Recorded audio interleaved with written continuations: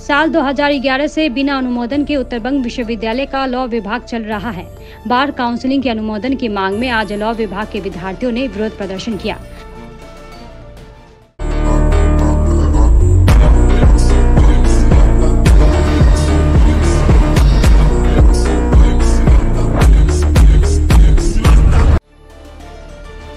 हाल ही में उत्तरबंग विश्वविद्यालय के लॉ विभाग का एक विद्यार्थी बिहार बार काउंसिलिंग में दाखिला लेने के दौरान फंस गया। बार काउंसिलिंग के अनुमोदन के बिना विश्वविद्यालय में लॉ विभाग चलाने को लेकर उक्त विद्यार्थी ने जलपाईगुड़ी सर्किट बेंच में विश्वविद्यालय के खिलाफ मामला दायर किया। उनका आरोप है कि विश्वविद्यालय छात्रों के भविष्य के साथ खिलवाड़ कर रहा है। पूरे उत्तर बंगाल के गरीब घरों के छात्र यहाँ पढ़ रहे हैं, वहीं विश्वविद्यालय अपने मनमर्जी से चल रहा है। जल्द काउंसिलिंग ऑफ इंडिया की मंजूरी की मांग में लॉ विभाग के विद्यार्थियों ने उत्तरबंग विश्वविद्यालय के प्रशासनिक भवन एवं रजिस्ट्रार का घेराव कर विरोध प्रदर्शन किया। আমরা এখানে সমবেত হয়েছি মেইনলি যারা পাস আউট করেছে। এখানে দেখা গেছে যে ইউনিভার্সিটি কর্তৃপক্ষের তরফ থেকে একটা ফিস বার কাউন্সিল অফ ইন্ডিয়াতে আমাদের জমা করতে হয় এবং তার পরিপ্রেক্ষিতে আমাদের একটা এনরোলমেন্ট নাম্বার দেওয়া হয়, সেটা অ্যাডভোকেটসদের জন্য, যেটা আবশ্যিক, যেটাকে আমরা লাইসেন্স নাম্বার বলে থাকি। সমস্ত অ্যাডভোকেটসরা পাস আউট করার পরে তাদের সমস্ত সার্টিফিকেটসগুলো দিয়ে এবং একটা ফর্ম দিয়ে সেটা আমাদের অ্যাপ্লিকেশন করতে হয় এবং তার পরিপ্রেক্ষিতে সেই যে আমরা যে সার্টিফিকেটসগুলো জমা করলাম সেগুলো ভেরিফাই হয় কনসার্ন ইউনিভার্সিটি থেকে। যারা যারা পাস আউট করেছে তাদের কনসার্ন ইউনিভার্সিটি থেকে সেগুলো ভেরিফাই হয়ে আসে এবং তারপর আফটার ভেরিফিকেশন তাদেরকে সেই লাইসেন্স নাম্বারটা দেওয়া হয়। এবার সেইখানেই গলত এখন ধরা পড়েছে। বার কাউন্সিল অফ ইন্ডিয়া বলছে যে 2011 পর থেকে নাকি কোনো অ্যামাউন্ট যেটা জমা করতে হয় ইউনিভার্সিটি কর্তৃপক্ষের তরফ থেকে সেটা জমা হয়নি। এখনও অবধি 45 লাখ রুপিস এখনও বকেয়া আছে। সেইটা নিয়ে আমাদের আন্দোলন যে প্রত্যেক বছর যে এতজন স্টুডেন্ট বেরোচ্ছে, এই বছর বেরোবে, তাদের ফাইনাল সেমিস্টার রানিং এবং কিছুদিনের মধ্যে শেষ হবে, রেজাল্টও বেরিয়ে যাবে কিছুদিনের মধ্যে এবং তারপরেই তাদের রেজাল্ট বেরিয়ে যাওয়ার পরে সেই সমস্ত সার্টিফিকেটস নিয়ে তারা অ্যাপ্লিকেশন করবে যে তাদের যাতে এনরোলমেন্ট নাম্বারটা দেওয়া হয় এবং সেইখানেই যখন অ্যাপ্লিকেশনগুলো ভেরিফাই হতে যাবে তখন সেটা প্রকাশ্যে চলে আসবে যে এতগুলো টাকা বাকি, আমরা এনরোলমেন্ট দেবো না। যদি তারা এনরোলমেন্ট নাম্বার না পায় বার কাউন্সিল অফ ইন্ডিয়া থেকে, তাহলে তারা যাবে কোথায়? এতজন স্টুডেন্ট তারা প্রত্যেকে কেউ আলিপুরদুয়ার থেকে এসছে, কেউ কোচবিহার থেকে এসছে, কেউ শিলিগুড়ি থেকে এসছে, কেউ আরও বালুরঘাট থেকে এসছে। একজন স্টুডেন্ট তারা পাস আউট করার পরে তারা বিভিন্ন তাদের কনসার্ন বার অ্যাসোসিয়েশনে গিয়ে প্র্যাকটিস করবে। যদি বার অ্যাসোসিয়েশন সেই এনরোলমেন্ট নাম্বারটা না পায় তাহলে তারাও তাদের সেখানকার লোকাল মেম্বারশিপ তাদেরকে দেবে না। আমাদের কলেজ থেকে পাস আউট কিছুদিন আগে একজন স্টুডেন্ট, সে বিহার থেকে এসেছিল পড়তে, সে অভিষেক দত্ত, আমরা শুনেছি যেটা অভিষেক দত্ত পাস আউট করেছিল, সে বিহার থেকে এসেছিল। আসার পরে সে যখন বিহারে গিয়ে তার এনরোলমেন্ট নাম্বারের জন্য অ্যাপ্লিকেশন করে তখন বিহার বার কাউন্সিল তাদেরকে বলে দেয় যে তুমি যে কলেজ থেকে পাস আউট করেছো সেটা বার কাউন্সিল অফ ইন্ডিয়ার মান্যতা নেই তাতে।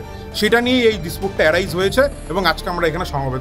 এটা honourable high court circuit bench of জলপাইগুড়িতে এটা পেন্ডিং আছে, মামলা চলছে। একটা রিট পিটিশন ফাইল হয়েছে, রিট পিটিশনের শুনানি কিছুদিন আগেও হয়েছে এবং সেখানে সরকার আমাদের তরফ থেকেও লয়ার অ্যাপিয়ার করেছে, তাদের তরফ থেকেও লয়ার অ্যাপিয়ার করেছে এবং সেখানে বলা হয়েছে যে কিছুদিনের মধ্যে যাতে যত দ্রুত সম্ভব একটা বার কাউন্সিল অফ ইন্ডিয়াকে এফিডেভিট দিয়ে জানাতে হবে যে কোন কোন কলেজের মান্যতা আছে, কোন কোন কলেজের মান্যতা নেই। সর্বোপরি আমাদের ল কলেজ একটা রেপুটেড ল কলেজ এবং এটা আমাদের গর্বের জায়গা। ইউনিভার্সিটি অফ নর্থ বেঙ্গল আমাদের গর্বের জায়গা, আমাদের ভালোবাসার জায়গা। আমরা সবাই এই ল কলেজ থেকেই ল কলেজকে নিজের সব কিছু মনে করি।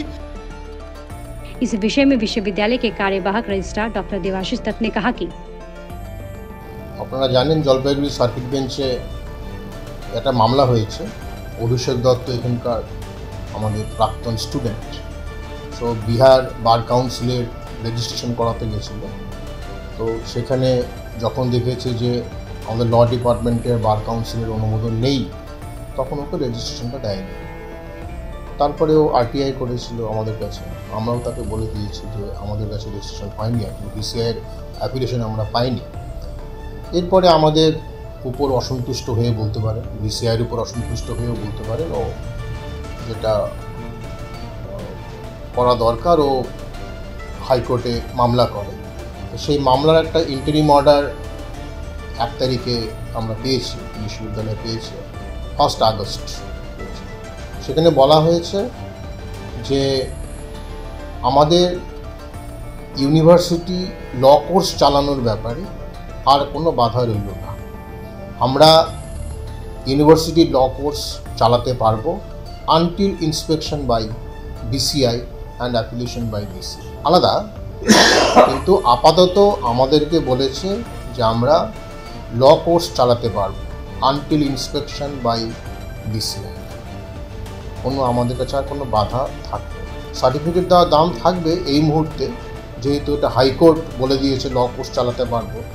হ্যাঁ, কিন্তু আমাদের বিসিআর অ্যাপিলেশন দরকার, সেটারই আমরা তৎপর করছি আর কি, সেটারই আমরা প্রচেষ্টায় আছি যে কীভাবে তাড়াতাড়ি বিসিআর অ্যাপিলেশনটা আমরা পাই। আর বিসিআই তো মানে মৌখিকভাবে আমাদের কাছে হিউজ পেনাল্টি ইম্পোজ করেছে, মৌখিকভাবে, নট অফিসিয়ালি, আনঅফিসিয়ালি করেছে। তো সেই টাকাটাও যাতে আমরা না দিতে হয় আর কি, যাতে কোনো রকম পেনাল্টি না দিতে হয়, সেটাও আমরা করতে বলেছি। কারণ আমাদের 2015 সালে আমরা 1.5 লক্ষ টাকার একটা ড্রাফট বিসিআইকে পাঠিয়েছিলাম ফর ইন্সপেকশন বাই বিসিআই, কিন্তু বিসিআই সেটাকে এনক্যাশও করে ফেলে। কিন্তু তারপরে আর কোনো বিসিআইয়ের কোনো টিমও আসেনি, কিছুই আসেনি আমাদের অ্যাপ্লিকেশনে দেয়।